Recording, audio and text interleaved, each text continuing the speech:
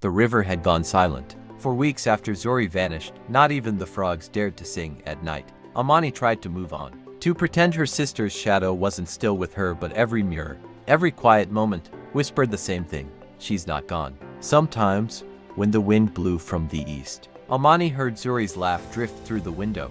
Other times, she caught a glimpse of her in reflection standing just behind her shoulder, smiling. Otieno grew tired of the sleepless nights. "It's in your head," he said.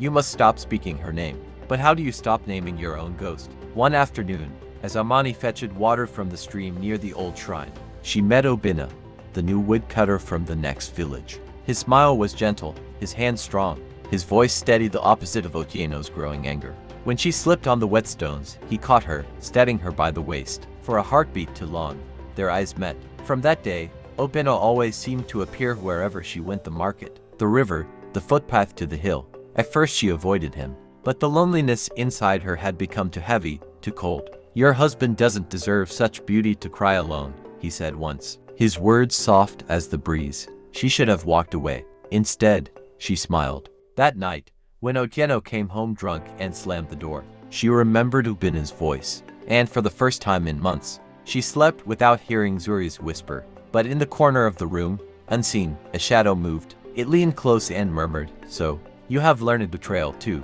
Amani began to smile again. She told herself it was harmless, a few stolen moments with Obina, a laugh shared at the riverbank, a whispered story beneath the mango tree. But desire has a way of growing roots where guilt should have been. At first, Obina waited for her after sunset, when Otieno was at the drinking house. They would meet under the same fig tree where Zuri once prayed for revenge. The air there was always colder, and sometimes Amani thought she heard footsteps circling them.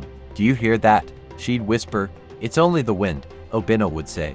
But one night, the wind spoke. As they sat close, Amani felt a chill crawl up her back. Obina's eyes widened. "Did you touch my shoulder?" She shook her head. A soft laugh, familiar, cruel, floated through the darkness. "Sister, you've learned well." The flame in their lantern flickered and died. Obina leapt up, looking around, but saw nothing. Only the fig tree's long shadow swayed in the moonlight. From that night, everything changed. Amani started waking up with muddy footprints by her bed. The smell of the river followed her everywhere. Her reflection in water no longer matched her face. It smiled when she didn't. Still, she couldn't stop seeing Obina. Every secret meeting felt dangerous, forbidden, and addictive.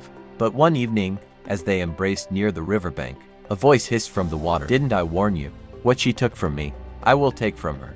Amani screamed, stumbling back. Obina saw only ripples, but she saw Zuri's face staring up from the water, eyes open, smiling. For days, Amani avoided the river. She prayed, fasted, and begged the ancestors for forgiveness. But guilt is a stubborn spirit, and Zuri's curse was hungrier than ever. Otieno began to notice her fear. "Who do you speak to in your sleep?" he asked one morning.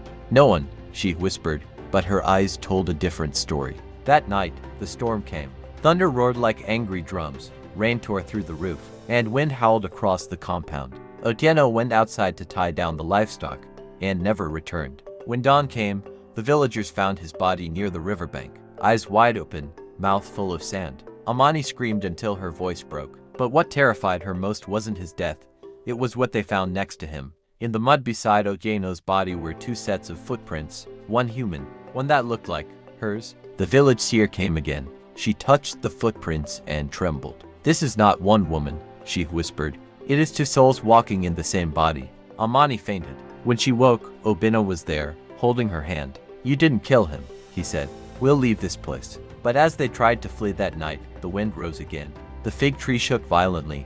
Amani felt a hand grip hers, cold, familiar. She turned. Zuri stood behind her, soaked in river water, smiling that same bitter smile. "You thought you could love and I could not." The earth split beneath them.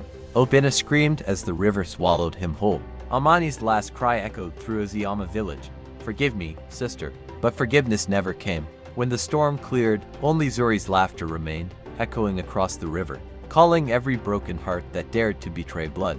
They say in Eziama, when the wind rises after rain, two voices still whisper by the river, one crying, one laughing.